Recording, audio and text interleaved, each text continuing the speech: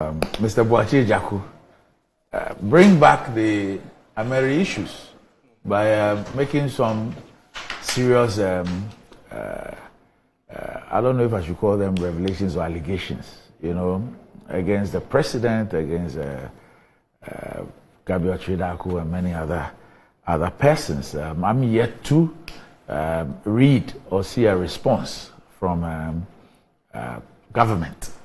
Because in that interview, he indicts the president.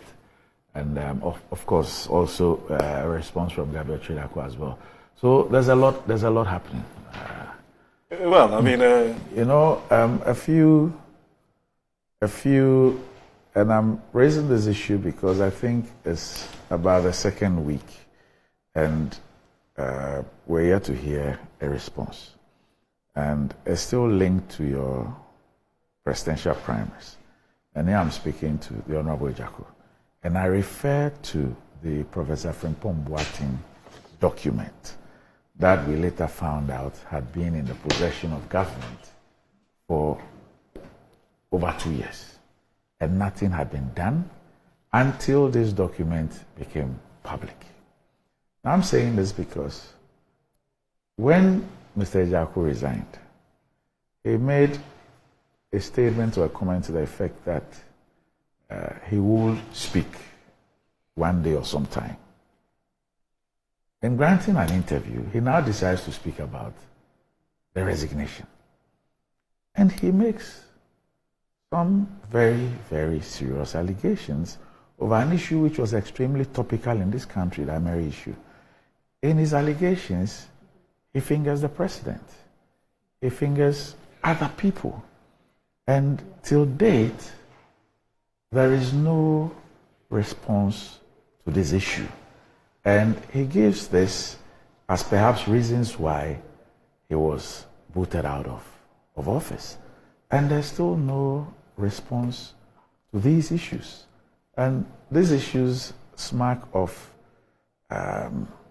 misgovernance, interference, corruption, if you like. And yet, government doesn't find it appropriate to deal with the issues, to speak to it. Well, Randy, I honestly haven't listened to that particular interview. Okay. So I'll not even be able to authenticate the veracity of that. It was actually a video. Yes. I can play it. Yeah, but then play it for everybody. Also, I think that this is not the first time this issue has come up.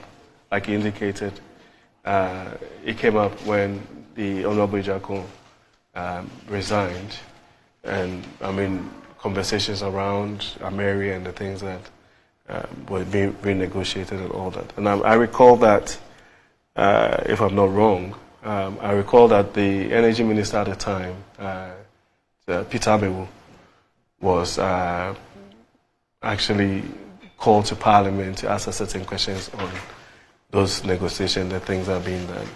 If you say that certain individuals have been mentioned or some accusations have been done, they reserve that right or prerogative to respond to those allegations and all of those things. But in all of these conversations, like I said, if the ministry itself has records of those negotiations, and the energy minister who took over from Boakye Agyarko at the time was also actually brought to Parliament for questions to be answered. I feel that if it turns out that there's still a lot more to it doesn't stop anybody from actually delving into the issues. I can get this. Why I raised the issue is that this was a cabinet minister.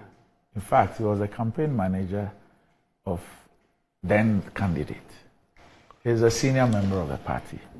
He's in fact been vetted and approved to run as a presidential candidate. And he's saying these things, and he is pointing to the president.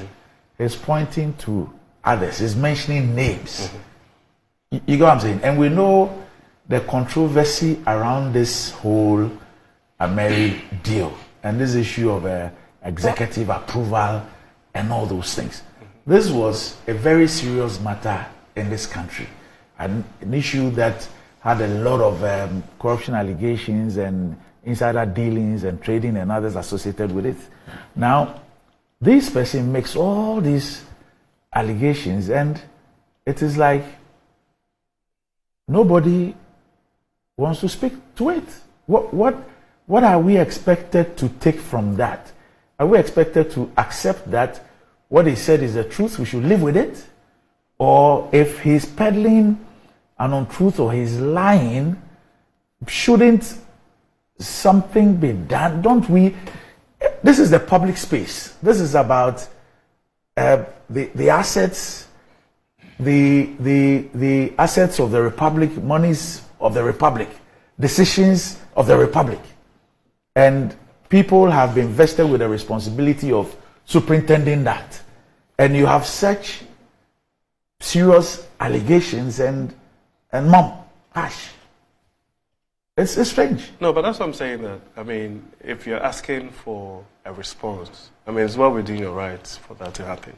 But you see, that's what I'm saying. No, I'm saying that I find it. I find it. But I was also making a abnormal. Point. I was also making, and that's why I related to the Frimpong Boateng issue. And on this station, I said that look, it was even unfair to all those who Professor mentioned, to the extent that there is an official request for a document, a person submits this document, and in the document, he accuses persons. And these persons are not even made aware of these accusations against them and be given the opportunity to even defend themselves. Yet, they walk around not knowing that all these allegations have been made against them. I mean, it flies in the face of anything. Yeah, well, that's what I'm saying. And here again, you have this one and Hash. Randy, I mean, I think my views on this thing is very simple. That, I mean, as far as I'm concerned, when the issue broke initially, the minister was asked questions about what was being done, the negotiation that had happened. I think that as far as I'm concerned, his responses were acceptable to Parliament at the time. If it turns out that one reason or the other, Honorable Agyarko is making certain revelations, I mean, of course, we can still interrogate that. But then you also have to question the motivations and even the timing and all of those things for some of these conversations. I mean, I'm one of those persons that, I mean, I always like to, as far as, I mean, I'm concerned, try to be a bit objective when it comes to these conversations, right?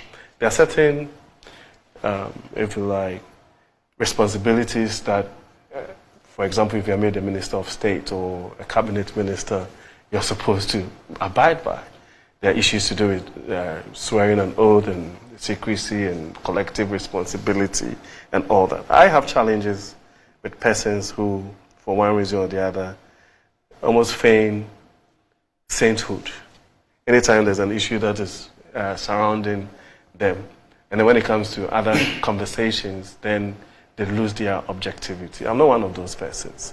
The truth of the matter is that in a government, any government at all, I mean, occasionally look at governments, you always have issues. You have challenges, you have fallouts, you have policy conversations that people disagree with and all of those things. But in the final analysis, you would always have to, if you're a consummate Democrat, always have to go with the decision that's been taken by the majority. Now, if he has a lot more and he feels that that is meant to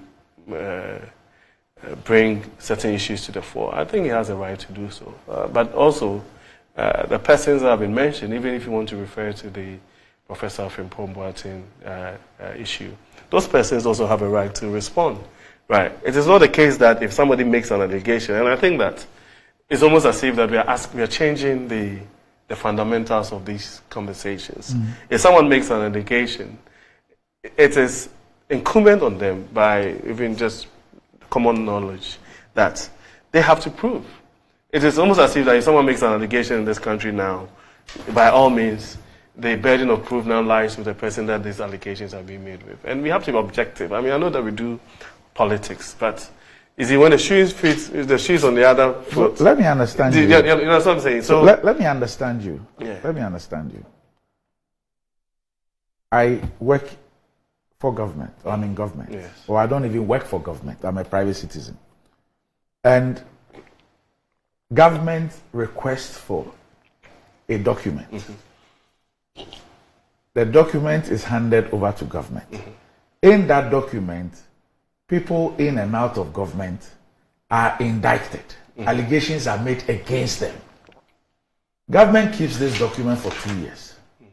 Those persons are not even made aware that these are allegations that have been made against you. That is a speculation. It is not. Okay. It is not, because in the case of Professor Frimpong Boateng, a person like the information minister, he didn't know that this is what Professor Frimpong Boateng had written about him, at least from his reaction and he issuing statements.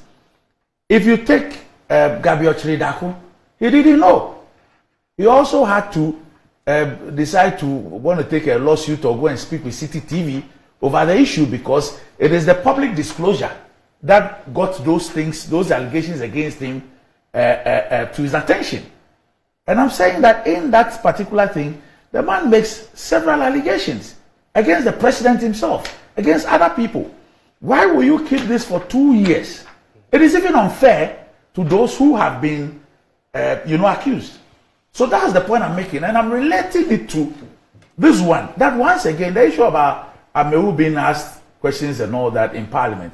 At that time, the things that Boakye Agyarko had raised in his recent interview were not in the public domain. So he could not even have spoken to those things. Mm-hmm. And I'm not for 1 minute suggesting that the things he said are true.